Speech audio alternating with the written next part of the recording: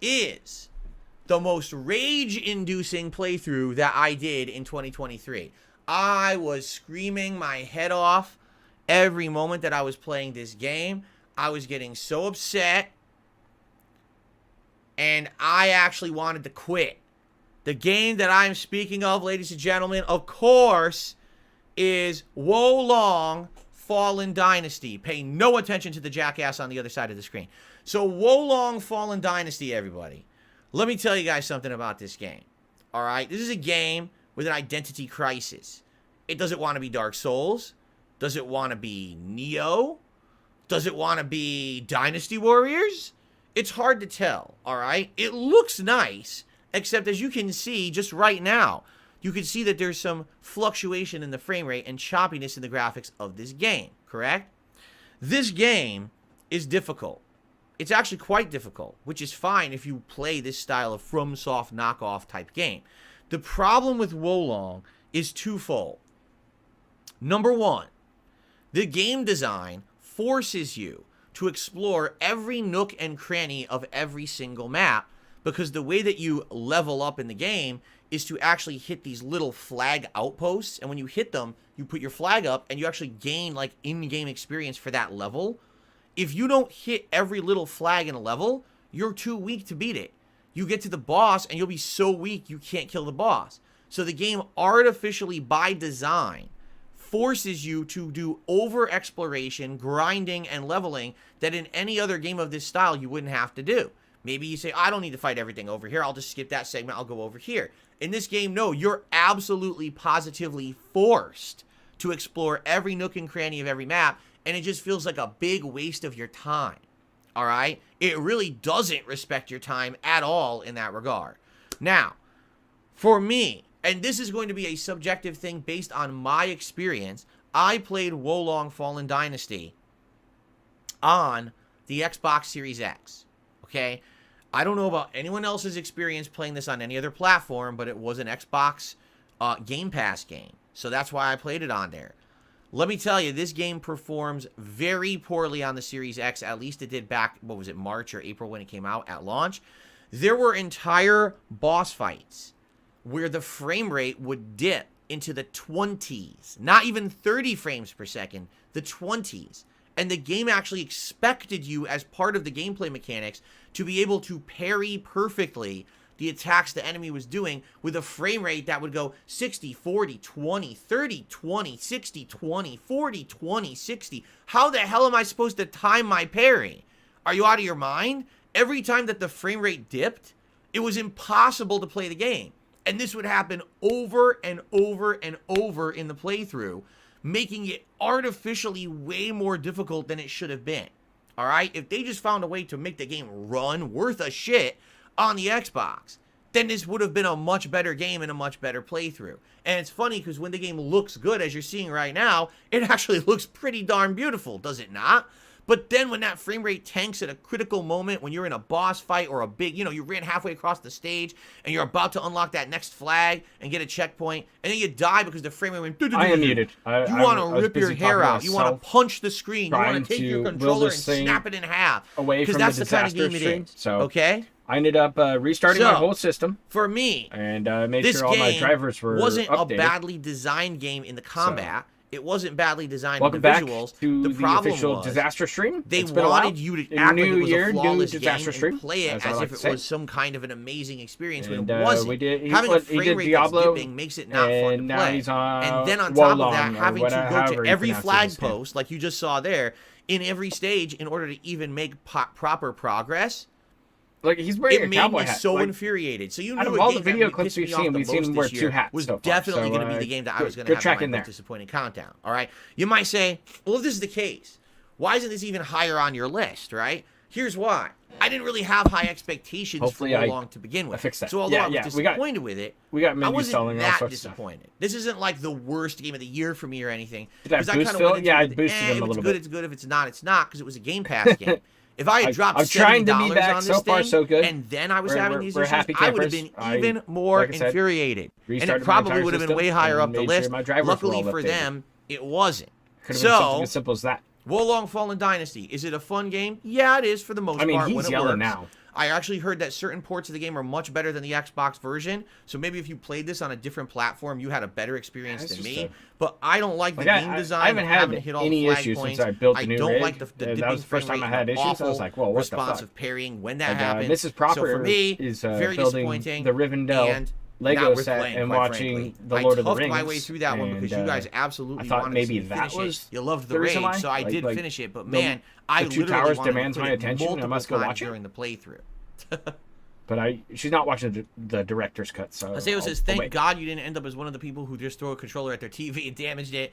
Yeah, I certainly learned, you know, from back in the day, smashing my controller on the table and breaking it during, like, a God of War games, game. pretty much. I learned my lesson. Of Dave's coping. DC says, as a Neo player, it was like I Dead thought World War Space. Was going to be good. When I watched he the was mad at this yeah, game, my disappointment is he's mad at fucking my day Diablo. was all ruined. I'm glad I didn't actually get he's that all game. mad at that. Yeah, Jay says, I'd love to see Star Wars on this countdown. Well, maybe. I guess we'll have to see. Right now, it's number 7. We still have many more to go. Nobody can guess. Oh, wow. We still have many more to go. Let's not spoil, shall we? Okay. All right. Cool. So I think as everyone's... Oh, wait a minute. There was a super chat came in from Anime Fan 565. They said, I wouldn't be surprised if Star Wars is on the list. Oh, I guess Anime Fan was actually of the same mind as Jade here. Is that an insult? That. Well, we'll see. No spoilers. All right, but let's get Anime Fan up on the leaderboard. Cool. Oof. Okay, let's keep it moving. We're about a third through our countdown. Okay, everybody? Up next. This next game, again, I know will be controversial, and a lot of people are going to give me crap for having it on here. At the very same time, for those who actually watched my playthrough of this game, you probably absolutely expected it to be on this list, okay?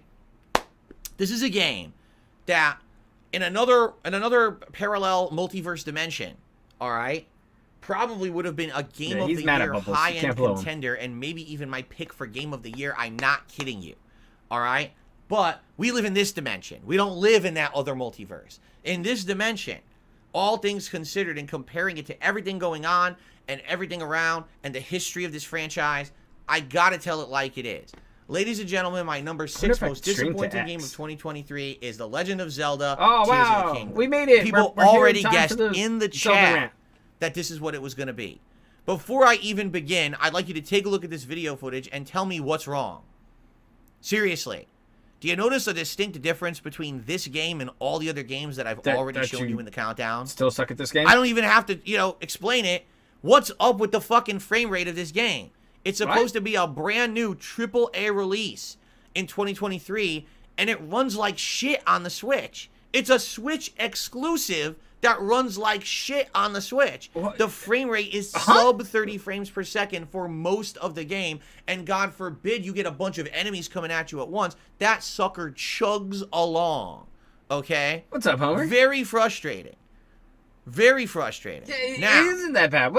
Someone just said, you sure this is the right game? Oh, I'm sure this is Tears of the Kingdom. Trust me. You can see the attachment of the orb on his shield, all right? Now, what is it about Tears of the Kingdom? How'd you start out with that code? Well, first of all, I want to make this very clear. Tears of the Kingdom is not a bad game. Tears of the Kingdom is a good game. Tears of the Kingdom is above average game. Tears of the Kingdom, likely, as I said, in another universe or multiverse, would have been one of my Game of the Year contenders, if not my Game of the Year pick. But here's the deal. There's another game that came out on the Switch. It's called Zelda Breath of the Wild. I don't know if you've heard of it, okay? And basically, it's the same game, all right? No. Now, you're right if you want to say, wait a minute, hold on. No. What are you saying it's the same game? Tears of the Kingdom was the first open-world Zelda and had all these modernized elements for parkour and climbing and all this. But Tears of the Kingdom is so much better because it has the overworld in the sky where you can do sky puzzles, and there's the underworld where you can explore a whole map underground as well. By the way, didn't you know that the amazing physics of the puzzle elements in this game are awesome? And by the way, I purposely picked this clip for this moment you're about to see right now.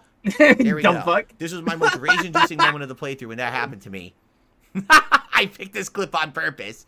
All right. I thought it was the one where you ran into the rock, and then all the TikTokers made fun of you. The game has some interesting elements to it. I actually enjoyed the crafting that was new for this game, and how you had to use the new physics and crafting elements to solve tons of puzzles, and that made it feel innovative. It absolutely did. In fact, that's why this is only number 6 on this countdown and not like number 1 most disappointing, because there were some really good positives about this game, okay? But I'm sorry, the negatives of this game absolutely outweighed the positives for me. Here's why.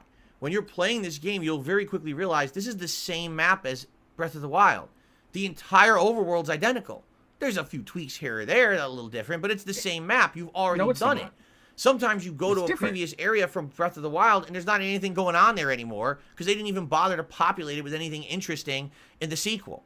Okay? Well, why would they? That's when you go to the underworld, at first it's interesting, and then you realize it's just a dark area with a bunch of areas you can't go because it's all poison, and it's not very interesting at all. It's actually quite repetitive, very annoying to navigate.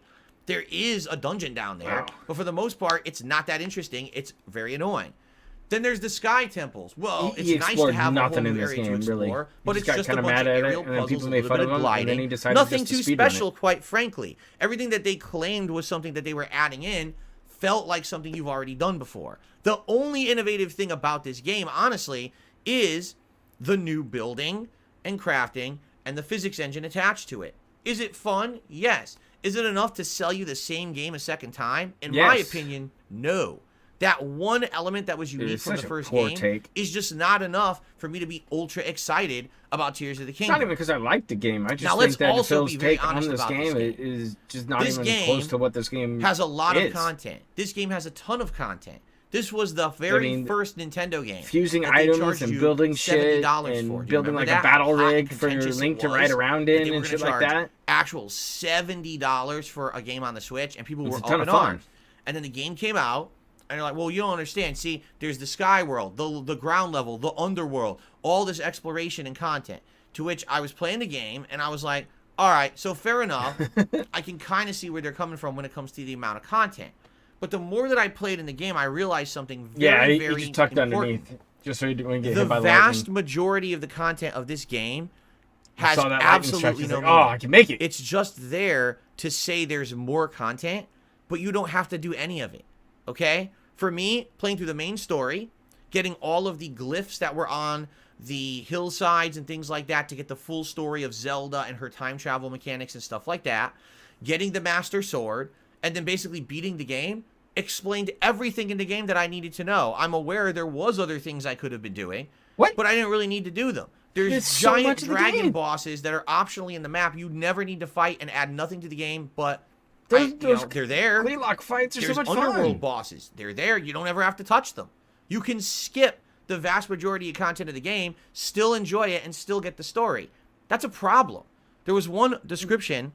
No, it's not. That I gave this game when it was out. The point a lot of people had issue with. I said it was called right to the end if you wanted This game suffers from bloat. So do you. The game designers wanted to put so much in it to claim it was worth $70. But on actual face value, most of the content in the game doesn't have value. It's just there to say it's there. Breath of the Wild's great. You can go do it if you want, but it's like not Breath of the meaningful. Wild better than this if one? you can get the entire story just by doing the main dungeons, the glyphs, getting the Master Sword, and you can skip all the optional stuff, then what's the value of it?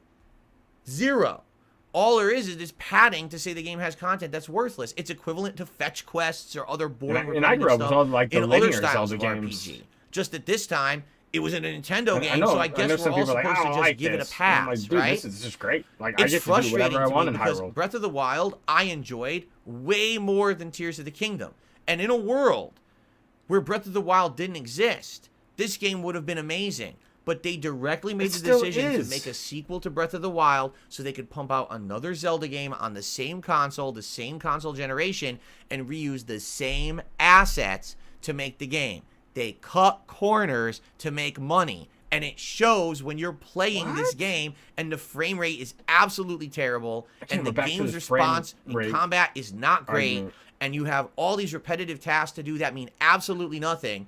That shows. They actually got lazy making this game, and that's sad. Nintendo usually is the polar opposite of being lazy. But I feel like this game shows they just wanted to push out another game before this console gen ended, and that's incredibly disappointing to me.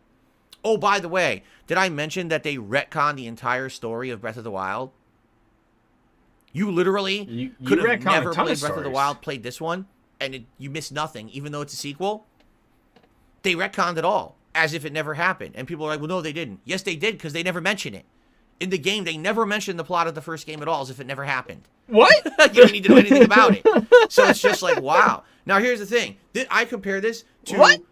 For example, Assassin's Creed Origins and Assassin's Creed Odyssey and Valhalla. Odyssey and Valhalla, people are like, it's too much of the same. But the truth is that Odyssey and Valhalla did have new content and refined the formula of Origins. The problem was it was too many of the same game back to back, so it feels like they just pumped out the same game 3 times. If only Valhalla had come out and not Origins or Odyssey, everyone would have said, oh my God, Valhalla is such an insanely groundbreaking game. That's exactly the problem with Tears of the Kingdom. If Breath of the Wild never existed, this game would be absolutely knock you on your butt insanely good. But sadly, Breath of the Wild came out, was an outstanding, amazing Game of the Year contender game, and now this game just felt like more of the same with a few things thrown at you.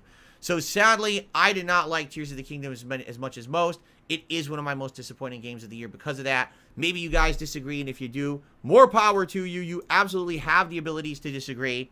Well, I disagree. Take. Okay. All right. We are now halfway through the countdown. Nikita has arrived and is gifting bombs of 50 memberships each. We just received 2 different membership bombs of 50 memberships on the chat tonight. So everyone who's here is apparently going to get a membership because we just got 100.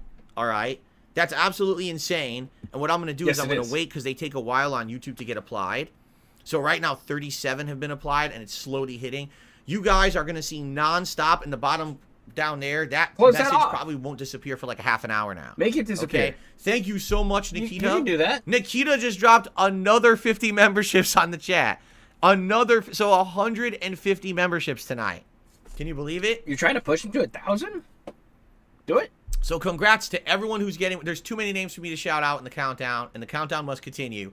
Thank you, Nikita, for supporting DSP. Yeah, Nikita just dropped another 50 memberships on the chat. If all 200 of those memberships stick, we are actually about to hit the record high number of members that we've ever had in this channel. That would be the most, because if we're over 1,000, I think we just had over 1,000, like 1,030 or something. We're at 1,070 something. That's the most we've ever had on DSP Gaming. So let's see if they actually divvy out. I will check on that and let you guys know. Right now we're at 75 and climbing, so I'll let you know if they all get handed out or not. Sometimes YouTube doesn't hand them all out. We'll find out. I just assume it's the same way. He has like 4 or 5 for your support tonight. Okay, let's move on because we still have the rest of the countdown to get through. Okay, here we go. And by the way, DC, I apologize. I know you tried to say something. There was absolutely no way that I could see it because the chat is going absolutely insane with so many people getting gifted memberships. People are going crazy in the chat over it. Carlos says the game runs 3 times better in emulators. I really hope Nintendo comes with a decent console next gen, or people I know will go with emulators. You're right. Zelda ran much better on an emulator than on the Switch. On the Switch, it was pathetic. It really was pathetic. So that's very sad. And I do hope that Nintendo learns their lesson. But again, I have to call out I don't think fan behavior. Cares. When the fans keep rewarding Nintendo for bad behavior, they'll never change. Zelda sold tons. What? So despite the game running like crap on the Switch, it sold tons. Why would Nintendo have incentive to do better? They don't need to. DC, he said, I loved your emphasis on the orb attached to his shield. That was funny. I never was a fan of the Zelda games, so that's my 2 cents. There you go. I am a fan of the Zelda games, quite frankly. That's why I'm just disappointed that this game really felt like it wasn't a real new Zelda game. So, okay. Let's continue on. Thank you. Again, those pop-ups are going to continue for quite some time. Thank you, Nikita. Just shut off your fucking alert box. The number 5 game on this countdown, honestly, I think I'm more sad about this one than any other game on the countdown. I'm actually like legitimately sad about this game. And the reason I'm sad about this game is because it's a good game. It's a damn good game. I would actually argue the game I'm about to talk about is better than the game it's a sequel of. All right? It's better than the original. But this game had such a problem at launch that was not properly addressed that this game ended up being one of the most frustrating game experiences that I had all year long. Ladies and gentlemen, my number 5 pick for most disappointing game of 2023 is Star Wars Jedi Survivor. And you might say, really? Yeah. You might not remember because this is one of the releases that came out relatively early in the year. What was it, like March or April? I think maybe April-ish. That game ran like shit and for him. Basically, this game is awful. a direct sequel to Star Wars Fallen Order from a few years ago. It's awesome. Open world exploration, a tougher style of Star Wars game that a lot of people said is kind of like FromSoft. I don't think it's quite that tough, but it's got cool parkour, optional puzzles, great story elements, and it's a really solid game. Okay. You can even see when the visuals are working beautifully, this game is amazing, okay? The problem is, and by the way, I apologize because I tried to find the clip and I did not save it, this particular one. This game has certain parts that run incredibly poorly. What is he talking about? Really bad. The game screams lack of polish. When I say that, here's what I mean. Why could he not find the clip that he frame wanted? Rates to the point where, similar to Wolong Fallen Dynasty, this game is fully playable, and all of a sudden you go to fight a certain group of enemies in a room, and your frame rate goes from what was supposed to be 60 down to like 10, 20, and you can't react to anything going on in the game. How am I supposed to play an ultra-difficult game where everything I do is delayed because it doesn't run well on the platform it's on, okay? In addition, this game has tons of game bugs. There was game bugs where I would open a chest and try to look at an item, and it would crash the game and force me to replay 10 minutes of gameplay because you can't manually save in this game. It's based on checkpoints. Your That's problem, not good. Not the game. There were parts where there were enemies that floated and the physics glitched and all kinds of issues like that, all right? Now, the real sad fact is that the game is great. The story, in my opinion, is much better than the story of Jedi Fallen Order. It's a much better sequel. It has elements that are, the graphics are better. The gameplay elements are better. There's way better combat in this one, okay? There's companions that come with you in various different places. Look, you have dual sabers. You have all these different stances that you can do, and they're absolutely fun and amazing. So my question is, of all those things going for it, okay, because there's a ton of positives going for it, why is the game devs, would they have released this game in the state it was at when it came out? Because they knew they had a winner on their hands with a better, again, better plot, better elements of gameplay, better graphics, better puzzles, better parkour. Why would you then release it to run like crap in certain parts? Why not give it a little bit more time to get polished, to run better? Why? I mean, Jade actually just called it out in the chat. He says, I feel sick when I watch this game. He's right. There were people who were getting motion sick from me playing it because it would go from 60 frames to 20 to 30 frames to 10 to 40. When your frame rate is going up and down, it actually makes certain people sick. So how are you supposed to enjoy the game exactly? You know what I'm saying? Like, what was going on here? They don't know what they were doing. They made an amazing game, and they ruined it by not polishing it at all. From what I'm to understand, okay, the game actually runs much better today. But here's the thing. I actually wanted to give the game a fair shake, because when I was playing it, I was actually really enjoying it until I was running into these parts that were almost unplayable. All right? So I actually, get this, suspended my playthrough, and I almost never do that. If you go back in my 15 years as a creator, I almost would never put a playthrough on hiatus and then promise to come back later because something was wrong with the game. I did. And then I went back to it maybe a week and a half, 2 weeks later, 2 years straight. when the game devs had promised they had patched the game and made it better. Nothing was improved. It was the same issues, the same. I just basically toughed through it really badly to finish it, and it was so disappointing having all those bugs, glitches, and visual issues. This is sad because this seems to be a new pattern with outstanding games. They are not fully explored or appreciated by a mainstream audience because the game runs like shit, and then it goes viral that the game runs like shit. And now no one's going to buy your game. I wouldn't be surprised if this game was absolutely polished at launch. This would have been a game that at the end of the year, everyone was talking about as a Game of the Year contender. Instead, did you hear a single person at all mention this game, Jedi Survivor, at the end of the year as a Game of the Year contender? Nothing. Everyone had completely forgotten about this game as if it never existed because of its issues. Okay. Moving on. Thank you. And that's absolutely positively sad. Because, again, that's why this is number 5 on my list and not lower. Because I thought the game was great. When I beat it, I was like, my God, the ending was amazing. Why does no one talk about the game? Because it runs like shit. They need to stop doing this. Whoever it is, whether it's the person in charge, the management, the publisher, whoever's putting the pressure on these studios has to cut the shit and say, listen, take the time to make the game good and run well, because we don't want you to come out with a game that gets forgotten. It's super good, and probably today, all right, it's much better. But this is 8+ months later. Who's talking about Jedi Survivor? No one. First impressions are everything, man. Okay. And the first impression was this game was a broken mess, and that's why the game is forgotten and one of my most disappointing games of the year by far. Moving on. All right. So it looks like perhaps those gifted memberships have gone through. Indeed. Wow. Ladies and gentlemen, there were 200 memberships have counted. That means we have now hit a new record.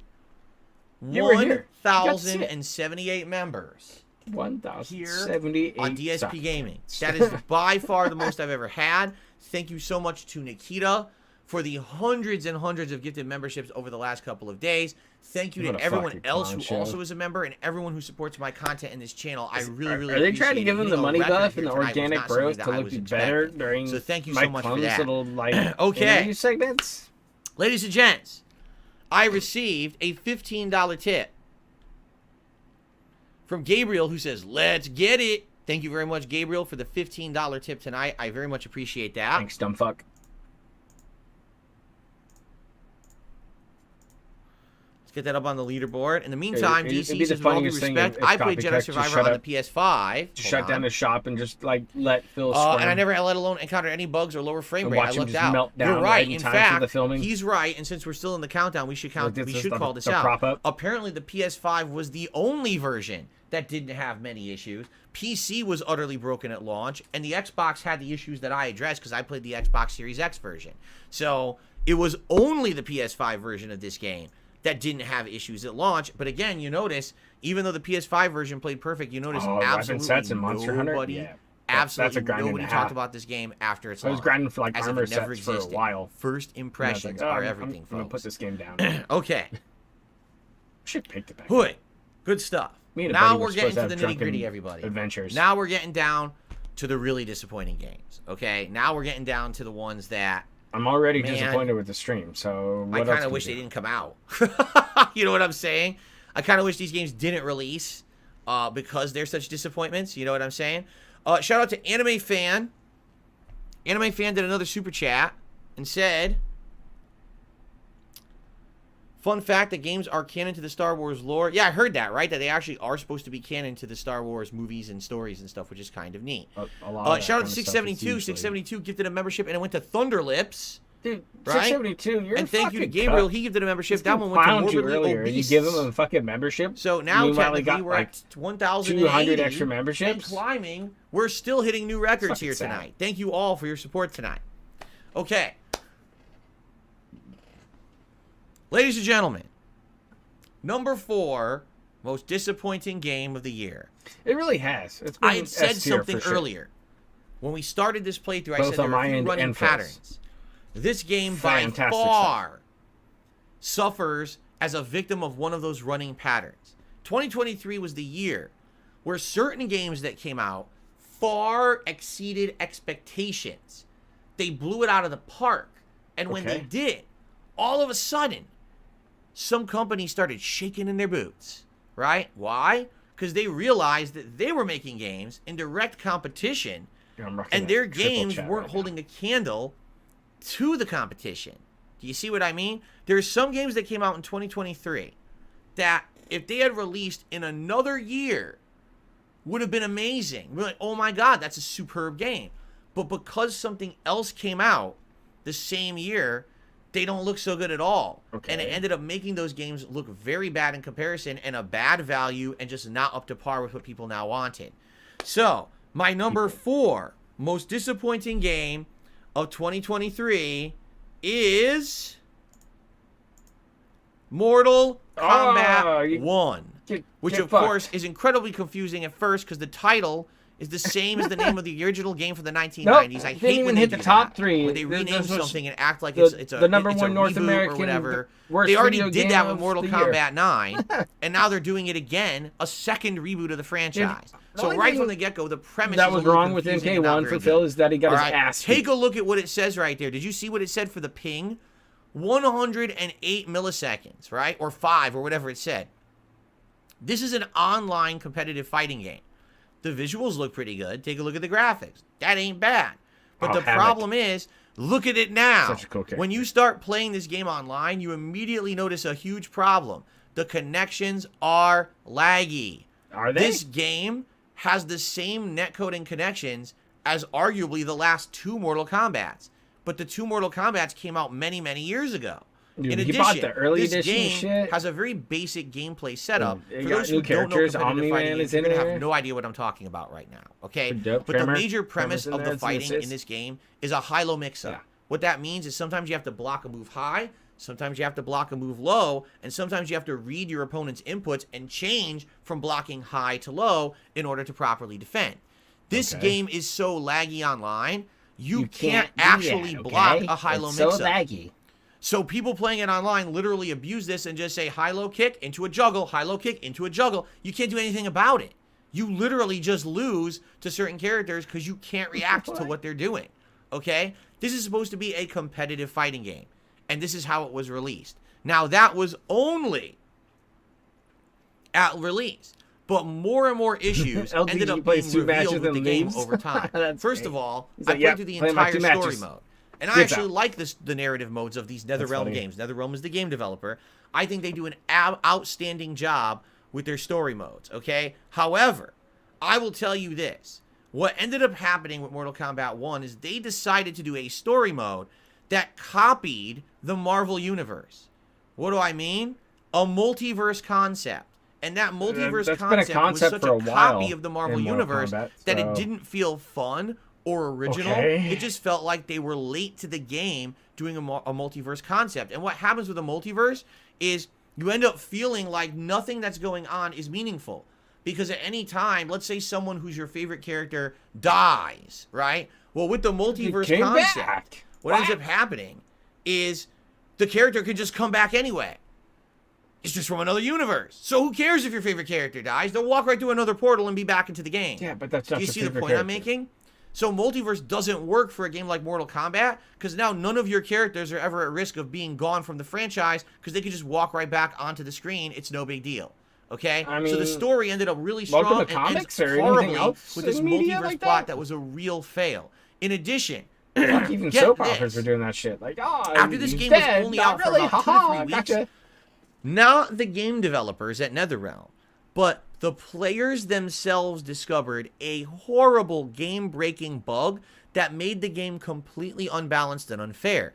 They discovered that player 1 or 2, because forgive me, I forgot which one it was, had a huge advantage over the other player. On one side of the screen, you would go to do a combo, and your combo would pass right through the enemy and not hit them. But the person on the other side of the screen could easily perform their combo every time and it would hit. It was a hitbox bug, depending on what side of the screen you're on. That's completely ridiculous and unacceptable in any kind of a competitive environment. It has to be equal footing. And this was discovered about 3 weeks into the game by players, not by the game developers. The game developers had no clue it even existed. Did they not play test the game or even understand their own gameplay elements? How did they miss this? So they quickly patched it or whatever. But the funny part about it was tournaments had already happened. So entire weeks of tournaments, the results really didn't mean anything. They were worthless because it was unfair. It wasn't an equal playing advantage. So the story is awful and ruins the franchise. The online play is far too laggy to catch up with basically what they're trying to do with the game. And then on top of that, the game had a game-breaking bug that made it completely unbalanced, unfair, and broken at launch. To make matters even worse for Mortal Kombat 1, that fits his narrative, and then the big problem was that Street Fighter 6 came out this year.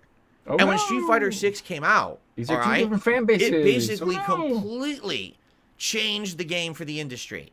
The absolute best online connections, a great online ranking system, a wide variety of characters and gameplay styles, and introducing an insane amount of new gameplay elements. Mortal Kombat 1 didn't do any of that. It was just a high-low mix-up game with some assist characters coming out. It played almost exactly like previous Mortal Kombats and didn't really innovate at all. So imagine your direct competitor just a few months before your new release has groundbreaking internet connectivity, amazing gameplay elements, the likes of which you've never seen before. They're introducing a ton of new gameplay things that have never even been a part of their franchise, and they're blowing it out of the park on every single level. And then you released an incredibly subpar game, right? Really, Mortal Kombat 1 is not a bad game. The problem is it's just par for the course of what you would expect from Mortal Kombat. It doesn't innovate. It doesn't feel like a new iteration. It almost feels like an expansion from Mortal Kombat 11, and that's a problem. Any other year, this game might have felt like an awesome complete package. But Street Fighter 6 came out last year, and Street Fighter 6 literally at every corner upstaged Mortal Kombat 1. Didn't have a game-breaking bug at launch.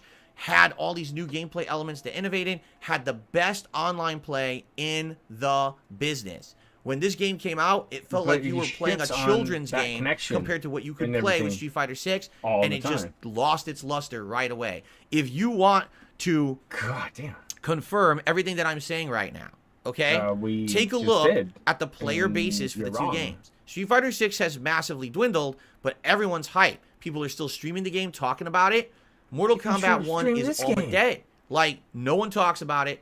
Almost no one's streaming it. Their tournaments, no one cares. Street Fighter 6 is at the top of the competitive scene. Mortal Kombat 1, just a few months in, is dead and no one cares. The only time they talk about it is when a DLC character releases. Oh, Homelander's in it now. So everyone go and play it for a week, and then it's dead again. Okay? What? So, yeah, Mortal Kombat 1. I was honestly hoping that 2023 was going to be very similar to a year back in the day. If you remember, Street Fighter 4 came out and it completely reinvigorated the entire fighting game community. Then all of a sudden, you had Mortal Kombat 9 and a new Tekken and another new fighting game. And within a span of 2-3 years, it was like the renaissance of fighting games, right? It really looked like 2023 was going to be the renaissance of fighting games. But then Street Fighter 6 came out, and then everyone was like, oh shit, can Mortal Kombat even stand a chance? And the answer is no. It's like they didn't even try. They paid no attention to their direct competitor. They didn't try to even implement the elements that Street Fighter 6 had. They just didn't care. They just released another kind of blasé mid Mortal Kombat game. And when your competitor has knocked it out of the park, you can't release a mid game. So you have to try to stay in competition. And sadly, they have not. Extended Q&A. Or is he going to hammer these out for like 15 minutes apiece? Ladies and gentlemen, thank you. We have 3 left, the top 3. Matthew did a super chat and said, "Evening, Phil. I always look forward to this time of year, and I do agree with you that Jedi Survivor was great, but should have been handled better with all of those glitches." Exactly. Again, amazing game, handled incredibly poorly. It's going to disappoint the gamer base, and then no one talks about it ever again. And you know, with Mortal Kombat, again, if Mortal Kombat truly was a great game, would people not be still talking about it? Would you not see tons of people streaming the game? That game died like right away within a few weeks. It was like gone again. Everyone went right back to Street Fighter 6, and now everyone's just waiting for Tekken. No one's talking about Mortal Kombat 1 as if it never existed. That's pretty sad. What? DC says, "This is a gut and a heart wrencher. I love watching you have fun on Mortal Kombat. NetherRealm dropped the ball on the game. You didn't have fun on the DC. Man, what a saddest use of a game." I feel you. All right. Tinted glasses are you wearing, buddy? Okay. Cool. It's time for the top 3. All right? Once again, if you can believe it, my number 3 pick of the most disappointing game of the year is actually exactly the same situation as my number 4. All right? And you're going to understand why when I show you what the game is. Ladies and gentlemen, the number 3 most disappointing game of 2023 is Sonic Superstars. There it is. I knew Sonic was going to hit this list. Why Sonic Superstars? Well, because he was Sonic the Hedgehog had not seen a mainstream 2D game actually come out since Sonic Mania. And Sonic Mania was absolutely insanely good. It was everything retro that you would have wanted from Sonic the Hedgehog. Okay? Even had the retro graphics, a discounted price because it played like an older game. So there you have it. Sonic Superstars attempted to basically take the formula of Sonic Mania and put it into a full 3D engine, as you can see right here. And I'll be honest, some of the stages in Sonic Superstars are very innovative. You're seeing one of them right now. This is actually one of my favorite stages of the game, where it has this whole 8-bit aesthetic, only done with modern graphics, and it actually has great gameplay elements and really cool visuals, and I like that stage of the game. I wanted to showcase the fact that this game is not atrociously bad. All right? The problem with Sonic Superstars is twofold, okay? Number one, it came out in 2023 when its direct competitor, Super Mario Wonder, also came out only like a week or 2 weeks after. Number two, this game sold for full retail price. Unlike Sonic Mania that had come out years before that was sold at a discount. Jeez. This game was selling for a full $70 at launch. Or was it 60? It was either 60 or 70. Okay, ladies and gentlemen, I have to tell you, I'm going to be honest here. I'm not going to sugarcoat it. This game is 5 hours long. 5 hours long. Now, once you beat it, there's a little bit of optional content that opens up at the end if you want to go back and do like these master run stages. There's a few extras, so maybe you'll get another extra hour or two out of it. All right? But 5 hours of gameplay in 2023, charging full retail price, is completely and utterly unacceptable.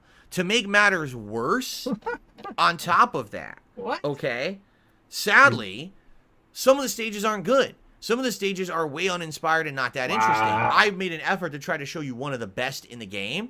Yeah. But actually, I'd argue that half the stages just aren't that fun. Were you playing what is game, fun? Bud? Well, you could change characters. You could play as Sonic, Tails, hit by Knuckles, like or slow Amy. moving, Each like of them have a different gameplay mechanic. Stuff? However, if you play as Tails, the game is incredibly busted and super easy. So you probably don't want to play as Tails because it makes the entire game so dang easy. Okay? And a game like this, again, it would have been great if it was a $40 release. I probably wouldn't even have had it on this countdown if it was like a $30 or $40 release. But for them to have the balls to try to charge $60 to $70 for this game is ludicrous. Again, why? Because of the year. 2 weeks after this game came out, or maybe even a week, Super Mario Wonder came out. You want to know how much content Super Mario Wonder has? So many times in this 17 hours for exactly the same price. 5 hours of Sonic, 17 hours of Mario, same price. Okay. Do you see the difference? You can't even try to justify the price tag of this game. It is absolutely ridiculously overpriced. So, if you're talking value, maybe if you got this game for free, you think it's amazing. But anyone who had to pay for it, just like there's Sonic, no way you can justify Mario, the value. And you bought both games and enjoyed both games. Even Darth Goldbach says he just looked it up. They're still charging $60 for this. The price hasn't even dropped yet. That is insanity. You know? Oh, by the way, I will call this out. The final boss is frustrating. It has multiple phases and no checkpoints whatsoever. And again, for a modern Can't wait for him to talk about the Mario game that he fucking rage quit. Is a pain in the ass. The last, you have to restart the whole boss fight from scratch and redo 10 to 15 minutes of gameplay to get to the end of it every time you die. So, yeah, it's very disappointing. It's upsetting. Sadly, I wish that it was better. I mean, how sad is it that I can concretely tell you this? Sonic Mania, from how many years ago? 5, 6 years ago, is a much better game than this. It has a much better value than this. Has better replay value than this. And quite frankly, I think it actually looks better too. I'm showing you the best looking stage of the game, but I think that the retro look of Sonic Mania looks better than them taking this game and putting it into modern graphics. I think this game kind of fails with the modern graphics. So, Sonic Mania, great. Sonic Superstars, a huge fail. By the way, they were not made by the same studio, even though you might think, oh, it was because it's the same style. It wasn't. They put this to a new studio. Maybe that's why the game is so short, because the studio didn't have the couple left now. Basically didn't have the experience to put out as much content as they felt like they would have or should have. But again, man, can you imagine releasing the same exact year, only a couple weeks away from your direct competitor in the 2D platforming genre, and being less than a fourth of the length of your competitor for the same price? Sure. That's absolutely insanity to think that that was going to fly, and it definitely didn't. I mean, Sony had more content than he gives her credit for. We're about to get to my top 2 most disappointing games of the year. Let's do it. Okay. So we can end the shit. What I'd like to do is I would like to go through each of them and show you each of the games and explain why I feel that each of the games is a disappointment. And then I'm going to give you my actual ranking. So I want you to understand that I'm about to show you 2 games. What? But this is not number 2, number 1. All right? I want you to understand that. I want you to say, okay, they're both the top two, but what's These the both what was suck, the most disappointing? But what one was the second sucked most? more, You're gonna and find I'll tell out. you why Just after I tell you about both games. All right, because I know if I show this game, you're like, oh my God, so that's number 2. No, it's not number 2. All right, we're gonna talk about each game. Why would you do this? The first game I want to talk about in the top 2 most disappointing games of the year of 2023 is Starfield. Okay? Oh, wow. Starfield was insanely overhyped by Bethesda. And maybe they needed to do that. If it's not, maybe they didn't. I don't know. After some subpar releases, when Fallout 4 came out many years ago, people were not in love with it like Bethesda had hoped they would be, but it still sold like hotcakes. And with mods, when Fallout 76 came out, it was broken and a buggy mess at launch. Over the years, it actually has gotten this game. Tons of players. I played it on Game Pass. It over the years, but again, it was considered a failure at launch. So. There really hasn't been any Fallout content. I think I could play through it a couple different times to figure out which is Elder my Scrolls, favorite kind of playstyle. Well, let's be honest. We've all been waiting for Elder Scrolls content, and what do we get? Elder Scrolls Online and 17 re-releases of Skyrim. We haven't gotten any new Elder Scrolls content either. The only thing I'd be upset. So when we found out the reason for this is because Starfield, everyone says, "Wow, I guess they're really putting all their eggs in one basket." But hey, it's Bethesda, and Bethesda, you always tend to give the benefit of the doubt. All right, like don't fuck up Ladies and gentlemen, too. There's nothing wrong. That's all I ask. With Starfield. I just want to make this abundantly clear. Don't fuck that clear. shit up. The game plays fine.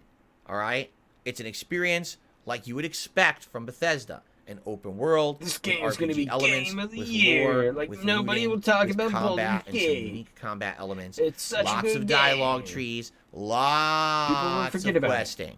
If you look around this game and you explore it fully, you're going to find tons upon tons of quests and things to do. It's definitely not a game that you can say, I got ripped off when I bought Starfield because it didn't have enough content. I don't think anyone can justifiably say that. The problem was, once again, Mr. Todd Howard overpromised and underdelivered.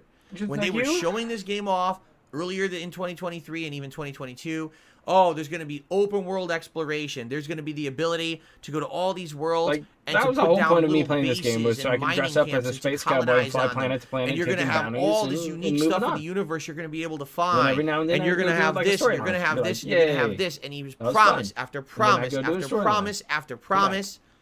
And almost none of those promises are satisfactorily lived up to in Starfield. First of all, look at the game. This is not me showing you a subpar stream. This is how the game runs on the Xbox Series X or the Xbox Series S. You need a high-end gaming PC to get this to run above 30 frames per second because it's frame locked on console. An above average rig. Why? It runs just It's a modern game. Even Fallout 4 ran better than this at launch. And that was how many years ago? How is it acceptable to have a new game that's supposed to be a groundbreaking new IP in 2023 and it runs like a choppy mess? There's no way you can accept that. It's just not supposed to be like that. In addition, this game tries new things, for sure. It's got space travel. It's got crafting of your spaceship, right? The problem is, almost every single new element that this game attempts fails. Literally almost every single new gameplay element that's put into Starfield is disappointing. Building your ship is the equivalent of sitting in front of someone with a 1,000-piece model set trying to figure out how to fit this piece into this piece and being intricate. Who wants to do that in a video game? That was one of the most fun parts about that whole game. Space travel. Oh my God. Building your own fucking ship. It is such a huge disappointment. It's not fun. Not much and fun. By the way, it's not building even needed. Lasers outside on of a few times the plot where you actually have to do space dog shut them down, go steal their ship. You never have to use space travel. You can just fast travel all over the galaxy. And then you never have to build your own ship because you can earn them through missions or just buy them. So why does it even exist? The whole go to an alien planet, explore for minerals and elements, and build these colonies and colonize, it's all a lie. You don't have to do any of that. You get everything you need during the course of the story of the game. Maybe you want to be a colonist in this game. And you absolutely never need to do it. It's completely superfluous. So what ended up happening was, I feel like they made a game that plays just like everything else they've always done. It plays like Fallout. It plays like Skyrim. It plays like all those franchises smashed together. That's fine if that's what you're looking for. But I think most of us were looking for something new and innovative.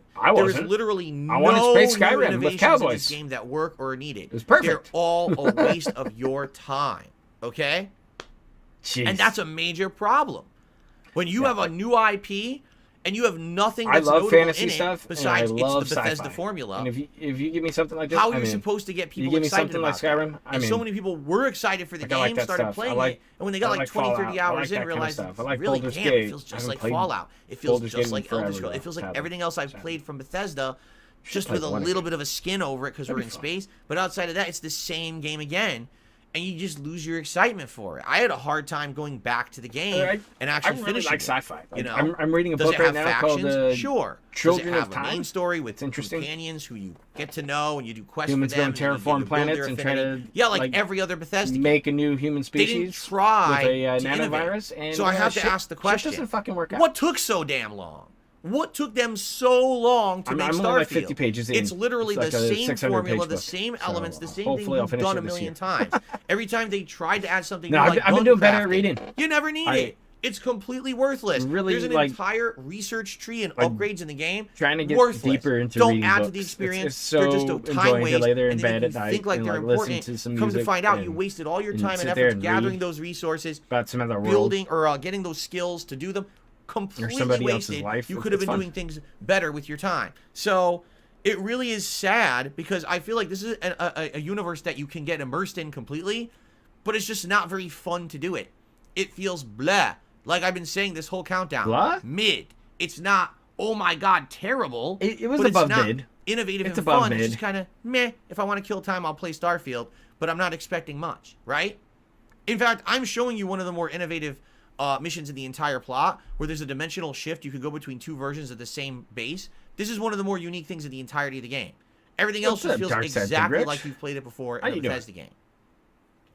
On top of that, I give this without game like spoiling, a 7.5. the plot's terrible. When you get to the end of the game and you see the plot, it's absolutely god-awful. Maybe to the point where everything you've done in the plot up to that point doesn't matter. That's all I'm going to say. I don't want to spoil the plot for those who haven't played it, but it's just like you will spend 40, 50, 60 hours in this game, get to the end of the plot. Well, sorry you wasted all your time. And the elemental that makes me feel like I really, am valued and cherished by Bethesda as a company, doesn't it?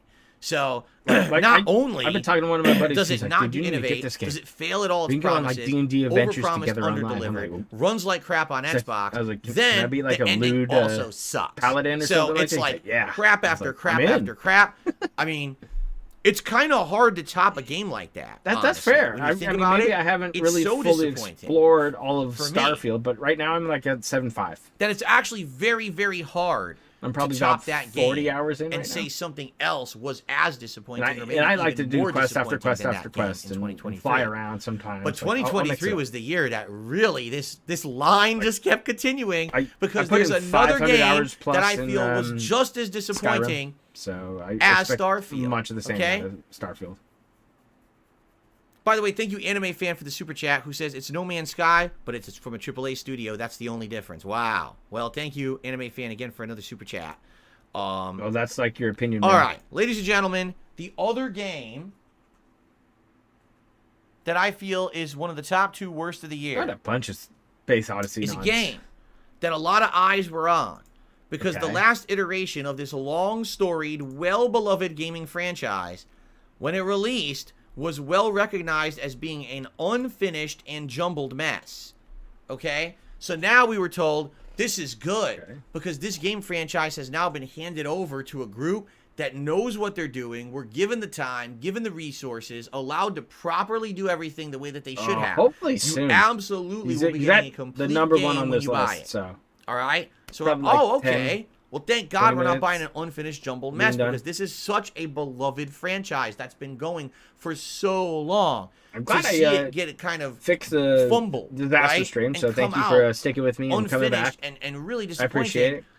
It's just that. Final Fantasy 16 is a good call. When we heard all this information about the game, and you started seeing all the visuals of it and everything. You're wow, probably the right. Story sounds interesting. It's a different take, right? It's a different take on this franchise that we've never really seen before. It's like Game of Thrones, dude. But then it came out. No worries, Seal. You're good. And then I started playing it.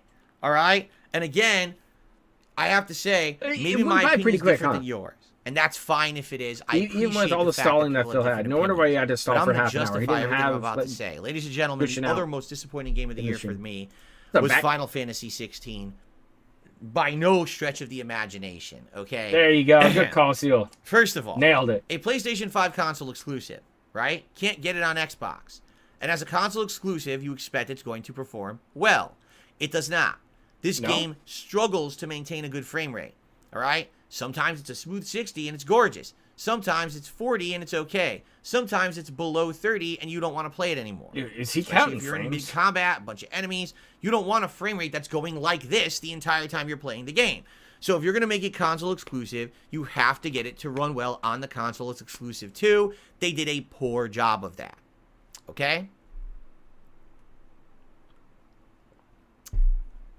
Now, there is a saying, right? And that saying is, if it ain't broke, don't fix it. I feel like for the last maybe 3-4 iterations of Final Fantasy, they've really tried hard to change what Final Fantasy is, which is sad because I feel like Final Fantasy has one of the biggest, most dedicated fan bases of any game franchise because they've been around for so long, right? Okay. You don't need to reinvent the wheel when you make a new Final Fantasy.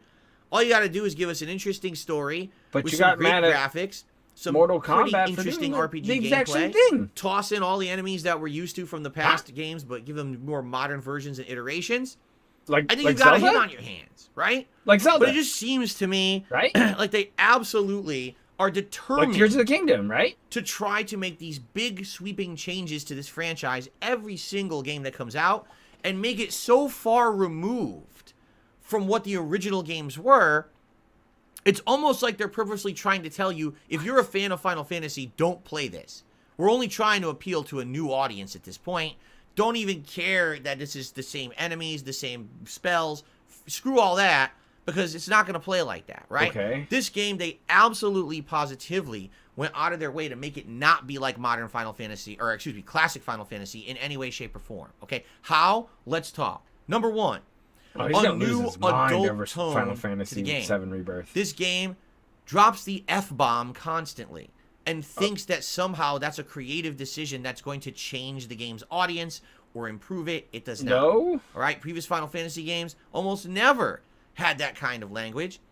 This one does. Okay. This one has sexual content in it. There's actual sexual actions and things between characters. The game thinks it's funny. A lot of people said, oh, what they were trying to do will go for a more mature tone, like Game of Thrones. Like the game really, at the plot of the game, when it's a bunch of kingdoms all trying to usurp power in this giant map or whatever, like Game of Thrones, it feels like Game of Thrones, okay? So if you like Game of Thrones, you might like Final Fantasy. The only problem is, number one, Game of Thrones ended like 5 years ago. No one liked how it ended. There hasn't been anything really like it that much since. It's not popular anymore. I've been waiting for the next one forever. 10 years ago, when Game of Thrones was at the height of its popularity, someone might have said, oh, look, edgy Final Fantasy. But instead, it just feels like it's ancient. Ego. It feels like it's outdated. It feels like they're trying really too hard. Final Fantasy has done a good job over the years trying to cover up that kind of a tone. I don't think the director understands that in those games. There's such a fan base of thank you, Metal Force. This guy's butt. The B that Club he doesn't know that his game is cringy as shit. He actually thinks he made the right decision making it as edgy as he did. Okay? What? The story, all right, is good on paper and actually in parts has really good character development and some really interesting scenes and plots, and sometimes you actually feel emotional. But at the end of the day, a lot of it is very forgettable, and that's sad. For example, I can't even tell you, what's this guy's name?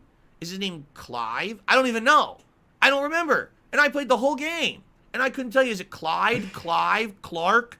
I really don't know. You can't remember half the shit you do in a but I played the whole You're thing, so fucking, you know? was cheesed out in your fucking brain. I will admit, some of the plot was interesting. In fact, I would tell you, the one reason I kept playing this game was the plot. Why? Because let me tell you something about the combat of Final Fantasy 16.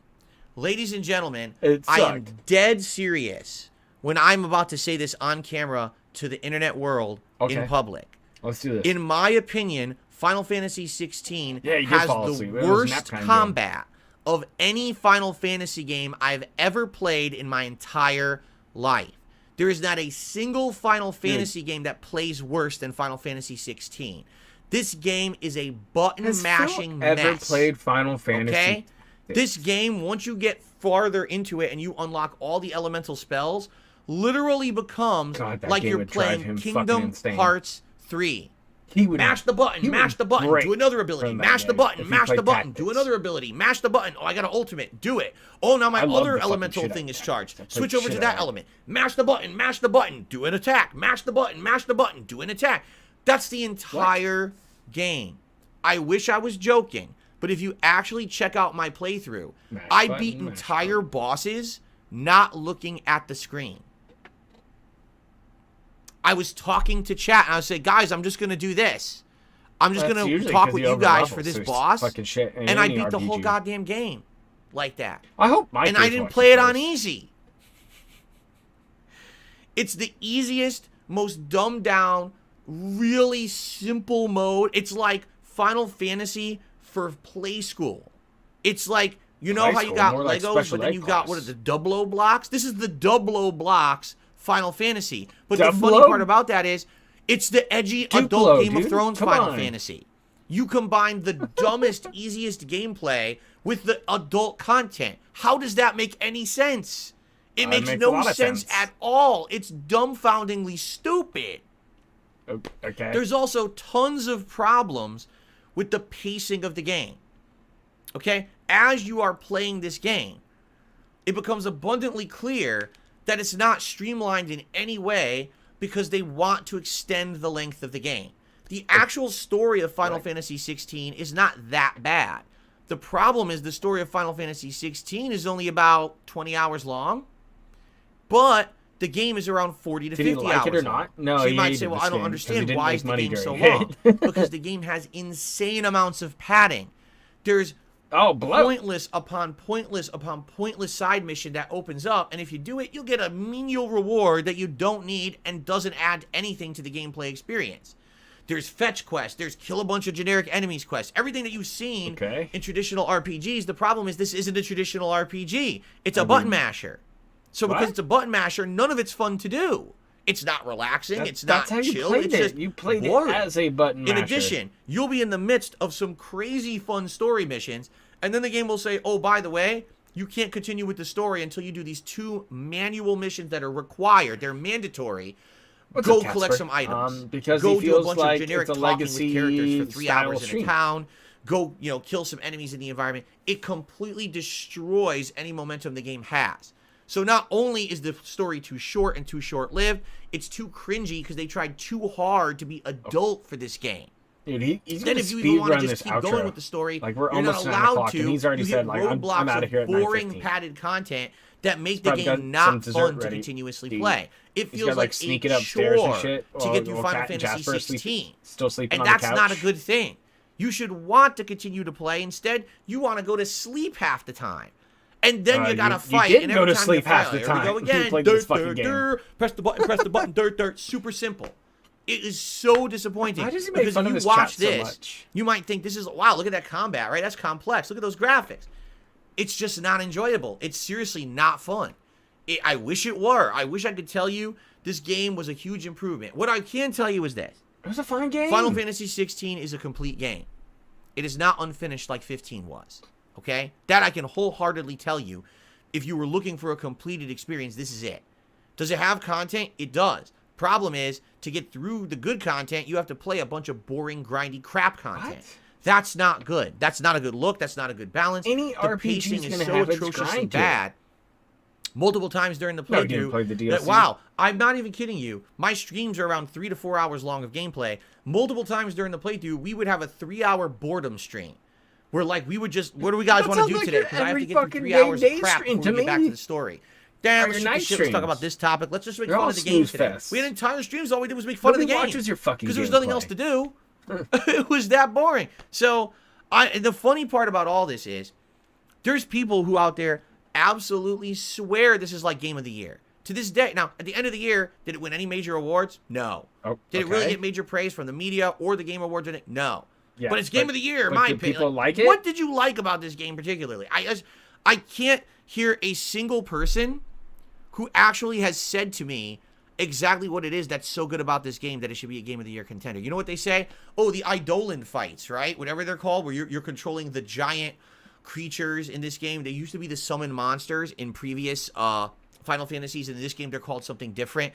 So it's like, it's Shiva versus Ifrit, and you're button mashing, and giant kaiju-style fights are going down. That's all well and good, and they're fun. Don't get me wrong. They're called icons in this one, I'm told. Not Eidolons, icons. See, I even forgot the name of that because, again, it's so not memorable. That I could tell you, yeah, a few of those fights were fun. But they're too few and far between, and they're not even the whole idea of the focus of the game. You should be caring about the characters. You should be caring about what's going to happen in the story. Now, when can I get to that next giant button-mashing fest with a giant monster beating the shit out of a giant monster to keep me awake? Because I can't stay awake playing the rest of the game. Make sure all of my stuff is upgraded. It's so disappointing after having the disappointment that was 15 being unfinished. I actually liked 15 way more than 16. 16, I think, out of all the numbered iterations that I have played of Final Fantasy, now I gotta listen to Phil. Genuinely is my least liked. The only exception maybe being Final Fantasy 8, because I never replayed that one and I never finished it back in the day when it was new. I would have to play 8 again to tell you if I think it's better than this. But this, out of all the Final Fantasies I've played, this is number one, Metal Force. As a fan of the franchise, it's probably number 2. Embarrassed that this is what they just put out, and they expected like we were supposed to love this game. This is it. Say, this is where the franchise is going. Oh, this is great. No, I want the next one to literally be completely and utterly different from 16. I don't want the same button mashing. I don't want the same mission structure. I don't want any big icon fights. I want it to be different. You know what? Just fucking make it Final Fantasy again. I'm sorry. Just make it Final Fantasy. You have something going for you that works, that people want. Why are you veering from that formula? Why are you trying so hard to change what people like to be different? If you want to be different, do that. And you know what you should do? Make this game and don't call it Final Fantasy 16. Call it Clive's Epic Journey, Icon Kingdom Battle. And then everyone would have no issue with it. Because the game's not bad, it's just not Final Fantasy. It ruins the franchise by changing it too much and not making it feel like what people really want. It's Final Fantasy, though. Give the people what they want, and they will like it.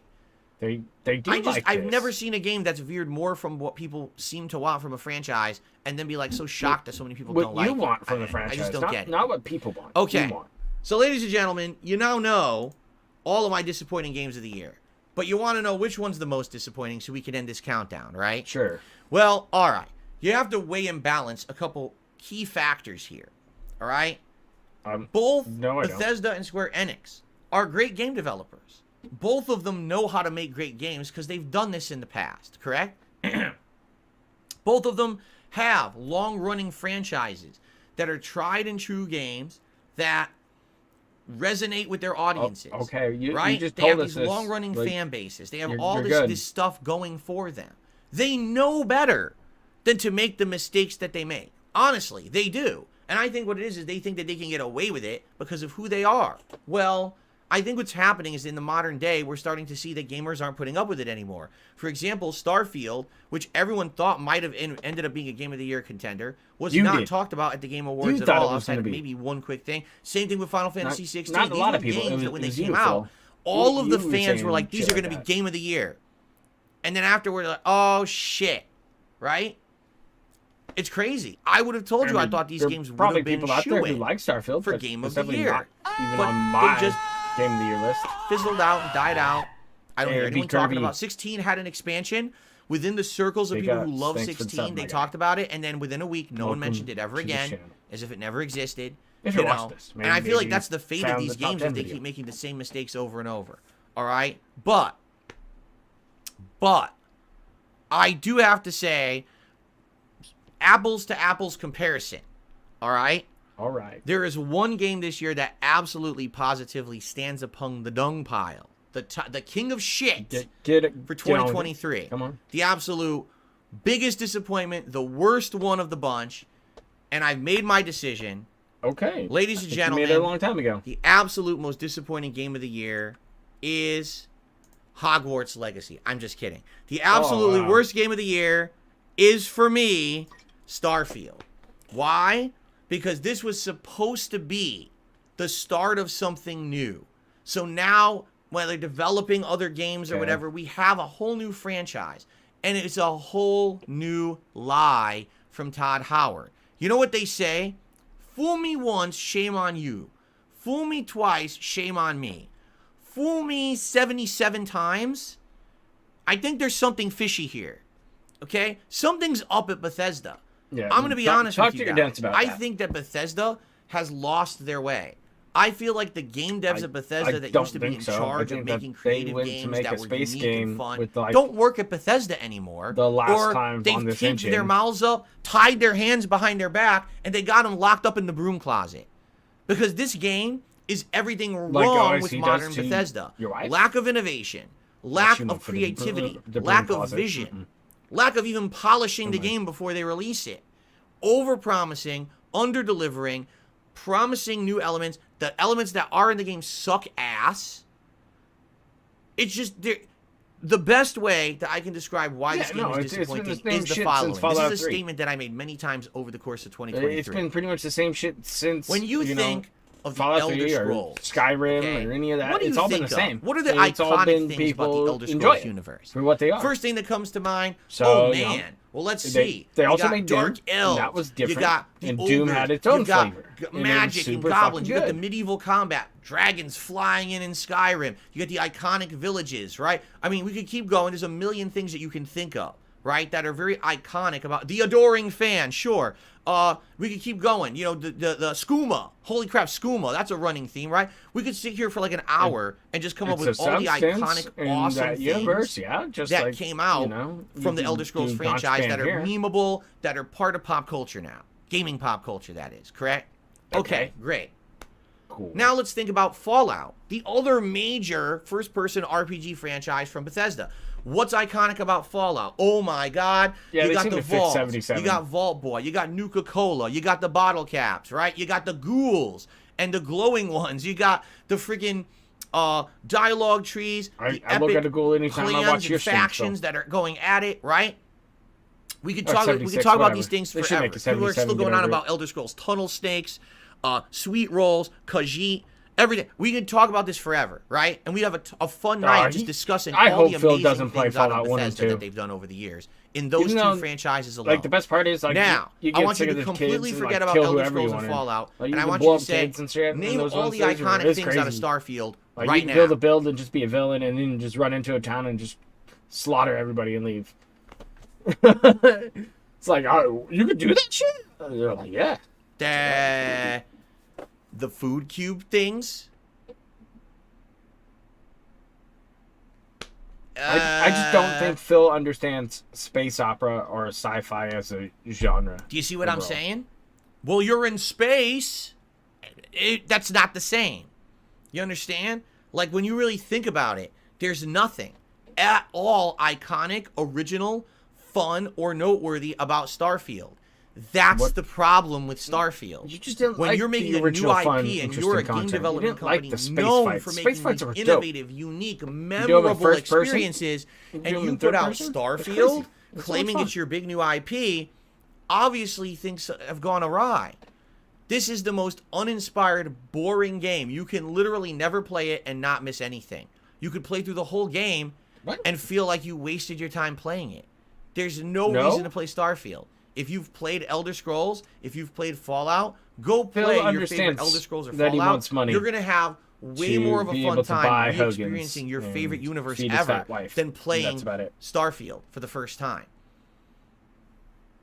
And that's bad. In fact, that's the worst case scenario, because we were saying earlier in 2023 that this could have been the make or break year, correct? The make or break year for Bethesda. That's fun to do. I think it broke them. I'm going to be honest with you guys. When the next big Bethesda game comes out, whether it's Elder Scrolls or Fallout or whatever it is, I think people now are not going to give them the benefit of the doubt and trust them. I think this game, I think people are still going to buy the shit out of the game. Pre-orders and things. Everyone trusting Bethesda to do the right thing with this franchise based on what they'd already promised. But that game is so underwhelming. What is he talking about? It doesn't live up to any of those promises. Are you going to believe Bethesda again? That they're going to come out with another game? Where did the good game developers go? I really want to know. Where did the time and the money go in this game? They move on. Where did the good game developers that made Fallout and shit like and Elder Scrolls go?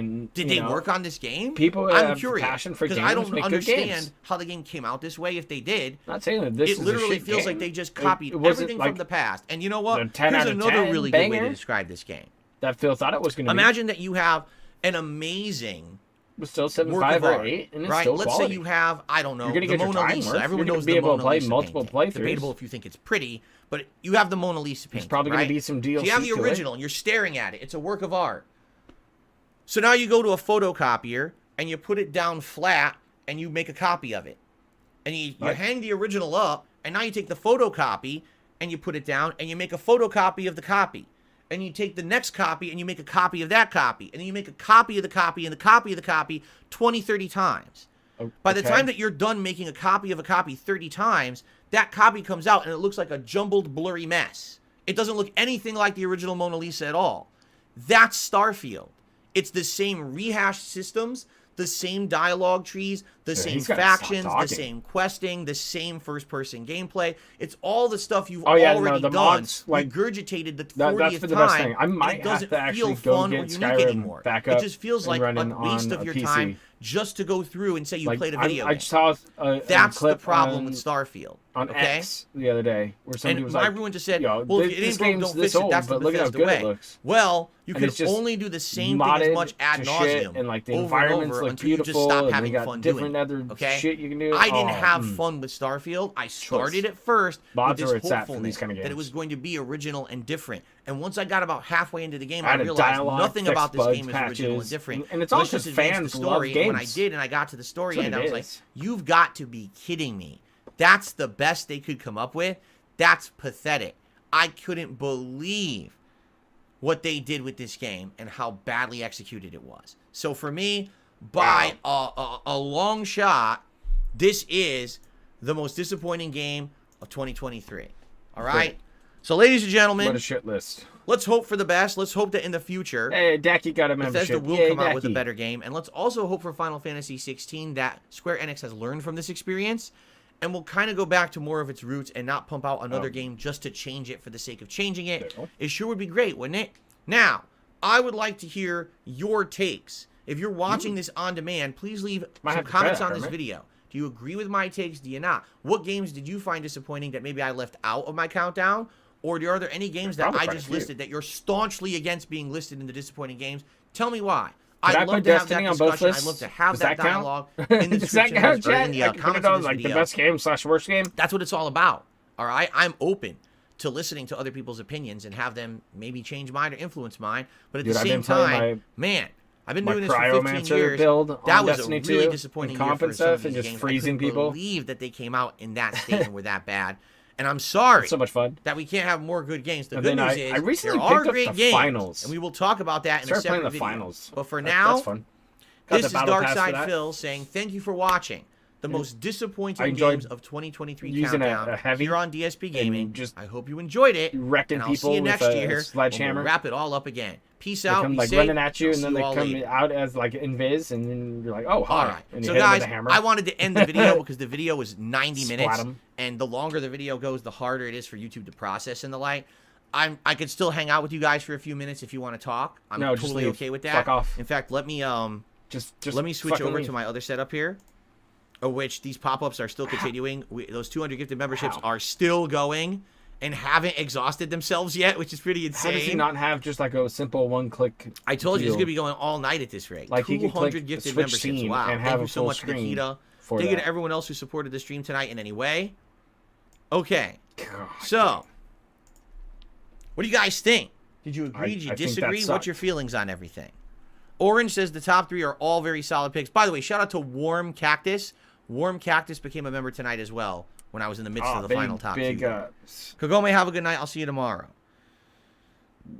Excuse me. What do you think? You guys agree with me? A lot of people agreeing with me. That list was rougher than your fucking hairline. Did you enjoy the stream? Did you like how I presented it? Was it good for you? Gabriel says I agree. I wouldn't. They really changed the list at all. Maybe a few in the order, but that's about it. I'm glad that I saved my chat. Box Gaming says solid picks. I did put having to bear witness the majority of that shit.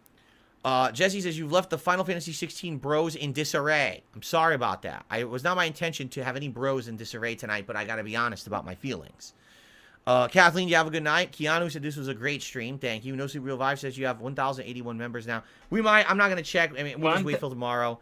Because sometimes, Is that 1080? That makes me miss 1080 snowboarding. That game was dope. 672 says, you described Starfield perfect for once. Me, my new Bethesda game high wore off. I found no reason to ever play it again because I was so bored.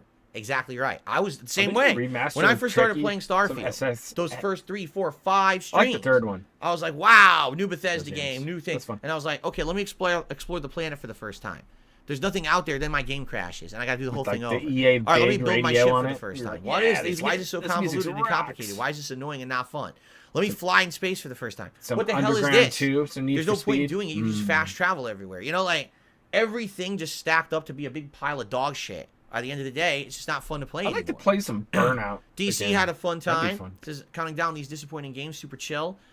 Pizza Box says, great stream, like this format. Guy says, when are you showcasing your favorite games? Tomorrow night.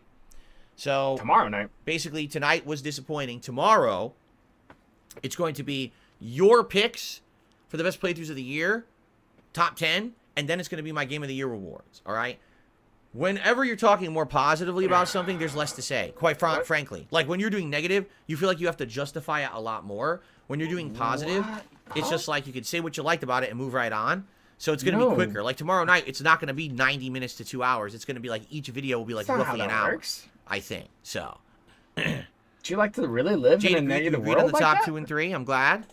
Where it's super important to say negative things, and you just like putting negative things in your mouth. Reverse 750 says the only lore in Starfield is the human stuff. I want to see other alien races. I mean, that was another thing too. Every other sci-fi franchise, what's the best part? When you get to learn about the lore of other human or other races that aren't human. Mass Effect, you get to learn about the Turians, or the Quarians, or the Asari, or the Krogan. That's neat. Star Trek, you can hear about the Klingons and the Romulans, and we keep going. I mean, Star Wars and all that. Starfield, humans. Oh, I never heard that one before. Right, you really innovated with that one. You really hooked my interest, right? You really piqued my interest. Humans. Okay.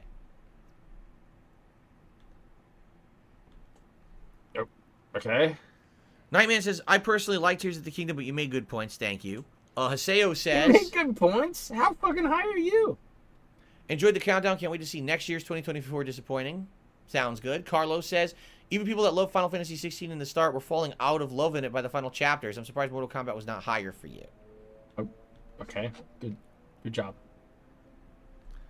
Moxra says, you don't do the worst of the year. This was pretty much it. This is the negative. We just finished the negative. Now, tomorrow, it's the positive. It's your votes for the best playthroughs and my votes for the best games of the year. That's tomorrow.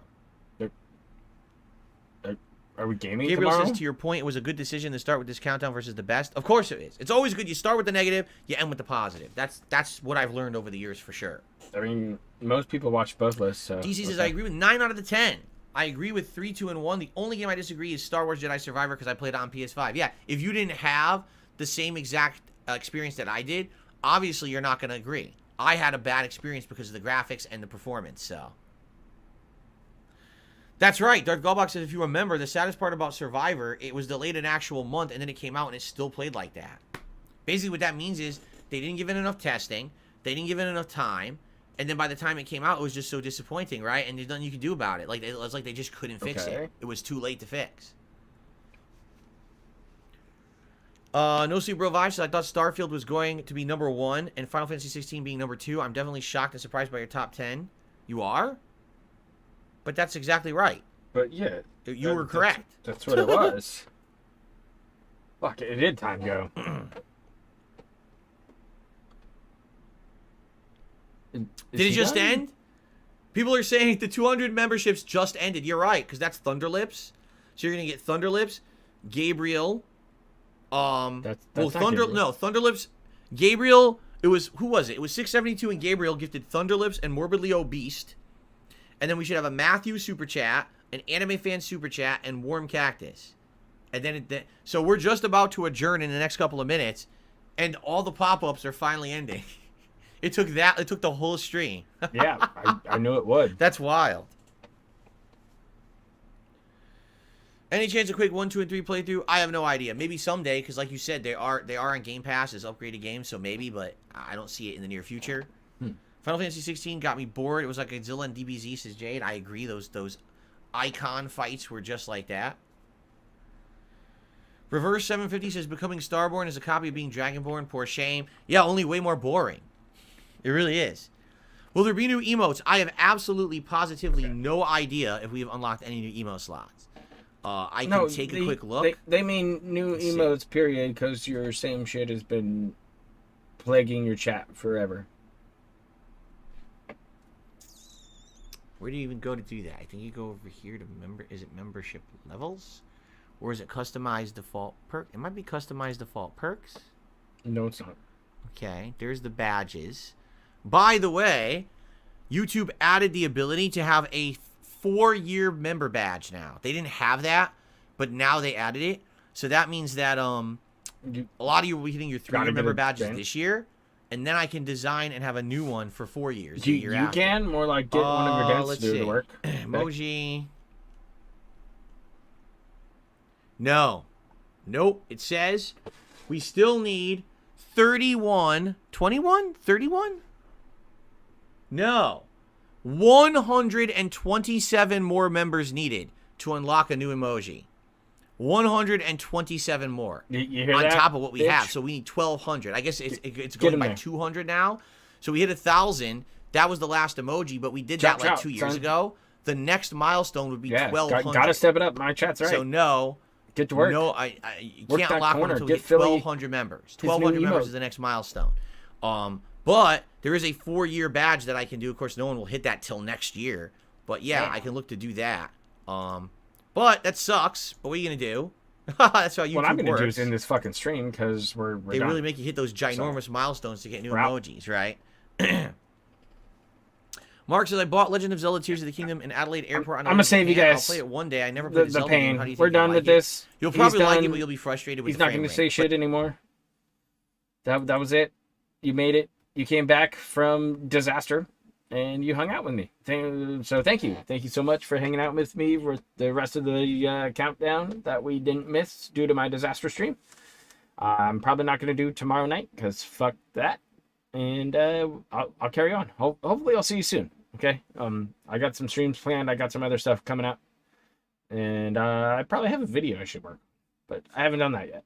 I've been enjoying real life touch of grass shit. So it's been good. Well, chat, take her easy, guys. And I'll see you on the next one.